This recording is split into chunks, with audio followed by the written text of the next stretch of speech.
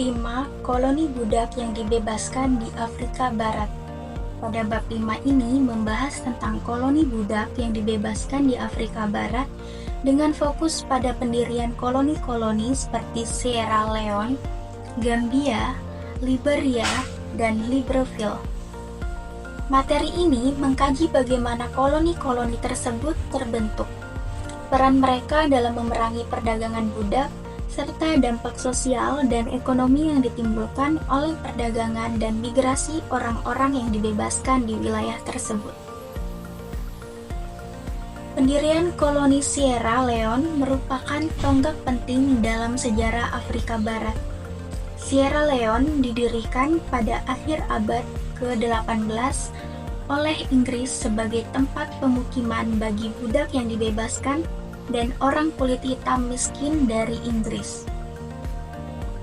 Koloni ini bertujuan untuk memberikan kesempatan baru bagi mereka yang dibebaskan sambil juga berfungsi sebagai basis untuk memperluas pengaruh kolonial Eropa di Afrika.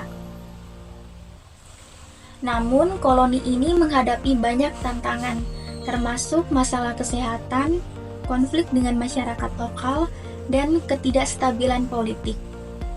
Poin penting lainnya adalah penindasan perdagangan budak.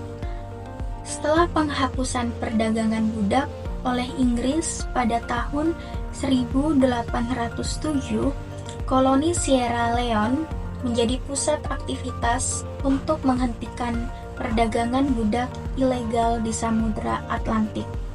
Kapal-kapal yang membawa budak ilegal sering dihentikan oleh Angkatan Laut, Kerajaan Inggris, dan para budak yang dibebaskan kemudian dipindahkan ke Sierra Leone, di mana mereka menjadi bagian dari masyarakat yang terus berkembang. Ini juga menjadi awal dari integrasi budak-budak yang dibebaskan ke dalam kehidupan sosial dan ekonomi di Afrika Barat. Selain itu, bab ini membahas tentang pengaruh Sierra Leone terhadap masyarakat Afrika yang dibebaskan.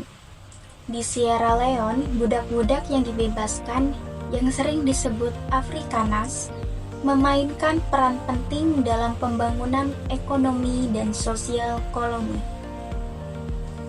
Mereka juga membantu menyebarkan pengaruh Eropa di kawasan tersebut. Seiring berjalannya waktu, banyak dari mereka mengadopsi budaya Barat, terutama agama Kristen, yang menciptakan transformasi sosial di daerah tersebut. Dalam konteks Gambia, meskipun ukurannya relatif kecil dibandingkan dengan koloni lain, Gambia juga memainkan peran penting dalam perdagangan hasil bumi, seperti kacang tanah. Koloni ini berkembang sebagai pusat perdagangan, meskipun skala perdagangan dan populasi lebih kecil dibandingkan dengan Sierra Leone. Gambia menunjukkan bagaimana koloni-koloni yang lebih kecil tetap dapat berkontribusi pada ekonomi regional melalui ekspor produk pertanian. Perubahan sosial dan diaspora Kreol di wilayah ini menjadi salah satu hasil dari pembentukan koloni budak yang dibebaskan. Orang-orang Kreol, keturunan budak yang dibebaskan, berperan besar dalam penyebaran budaya dan perdagangan di Afrika Barat. Mereka menjadi kelas menengah yang kuat dan berpengaruh di kawasan tersebut, terutama di Sierra Leone dan Liberia.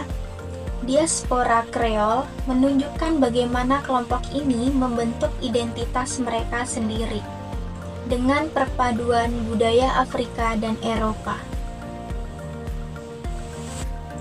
Di Liberia, koloni yang didirikan oleh American Colonization Society untuk mendapatkan budak-budak yang dibebaskan dari Amerika Serikat, terjadi perkembangan yang serupa dengan Sierra Leone.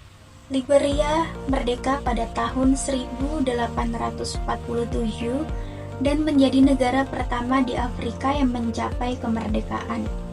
Liberia kemudian menjadi tempat migrasi bagi budak yang dibebaskan dari Amerika Serikat yang kemudian memainkan peran penting dalam pembangunan negara tersebut.